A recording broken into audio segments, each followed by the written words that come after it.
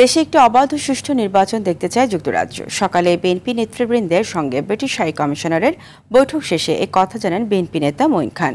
এর আগে আমির খসরু মাহমুদ চৌধুরী বলেন, রমজানের আগে নির্বাচন অনুষ্ঠিত হওয়া নিয়ে জনগণের যে প্রত্যাশা ছিল তা পূরণ হয়েছে। অন্যদিকে ডক্টর ইউনূস ও তারেক রহমানের বৈঠকের সিদ্ধান্ত নির্বাচন কমিশনকে জানাতে সরকারের প্রতি আহ্বান জানান সালাউদ্দিন আহমদ। আলাদা অনুষ্ঠানে এসব কথা বলেন তারা। রুদ্র রফিকের রিপোর্ট।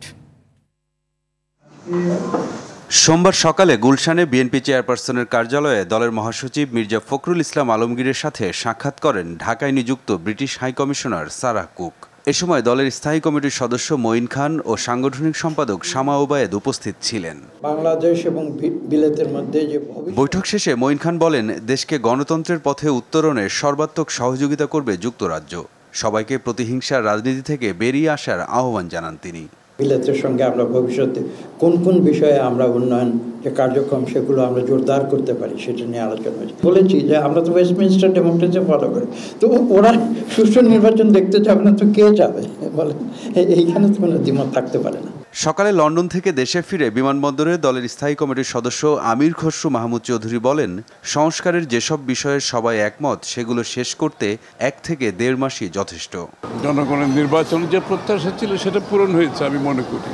বিশেষ সন্ধিক্ষণে আমাদের যে ঐক্যমত হয় সেটা হচ্ছে আমাদের একটা ভালো দিক দেশের জন্য। এদিকে জাতীয় প্রেস ক্লাবে এক অনুষ্ঠানে দলের স্থায়ী কমিটির সদস্য সালাউদ্দিন আহমদ বলেন, লন্ডন বৈঠকে কাউকে দায় মুক্তির বিষয়ে আলোচনা হয়নি। লন্ডনের আলোচনার সূত্র ধরে যে সিদ্ধান্তটা হয়েছে সেটা খুব শিগগির ইলেকশন কমিশনে যথাযথ প্রক্রিয়ায় কমিউনিকেট করবেন বলে আশা করি, যাতে ইলেকশন কমিশন জনগণের সামনে বলতে পারে যে তারা সরকারের কাছ থেকে একটা পরামর্শমূলক বা নির্দেশনামূলক মেসেজ পেয়েছে। জাতীয় প্রেস ক্লাবে আরেক অনুষ্ঠানে স্থায়ী কমিটির আরেক সদস্য ডক্টর AZM জাহিদ হোসেন বলেন, জনগণের প্রতি অন্তর্বর্তীকালীন সরকারের কোনো দায়বদ্ধতা নেই। জনগণের প্রতি দায়বদ্ধতা বলতে যেটা বোঝা যায় সেটি তো তাদের নেই। তারা একটি নির্ধারিত কাজ অল্প সময়ের জন্য এসেছে। রুদ্র রফিক, RTV, ঢাকা।